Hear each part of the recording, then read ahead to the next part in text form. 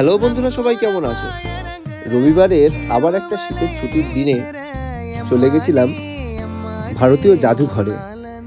ভারতীয় জাদুঘরে এখন টিকিট মূল্য করেছে 75 টাকা করে পারে, আর মোবাইলে রেকর্ড করার জন্য মূল্য হচ্ছে 50 টাকা।